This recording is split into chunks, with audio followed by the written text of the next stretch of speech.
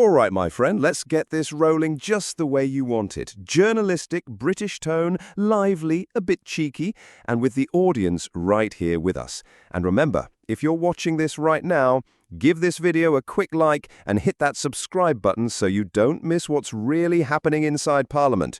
We're exposing it all right here on UK Now. Well, today's debate in the Commons didn't exactly set the world alight, more like a firework that fizzled out before takeoff. Esther McVey rose, clearly unimpressed, and wasted no time in telling the Deputy Speaker, and indeed the rest of the House, that she'd come looking for clarity on the government's long-promised statutory inquiry into grooming gangs. What did she get instead?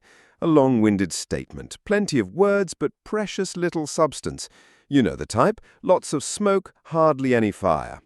She practically accused ministers of giving a masterclass in procrastination, and to be fair, she might have a point. Now pause for a moment. What do you think? Do you reckon the government is deliberately dragging its heels here, or is it just bogged down in bureaucracy? Tell me in the comments. I want to hear your view.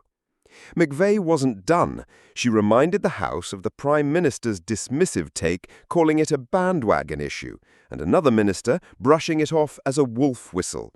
But here's the crux. What the public actually wants to know are the terms of reference, the very blueprint of the inquiry. When will they be published? Where can people read them? And perhaps most importantly, when will this whole thing finally conclude?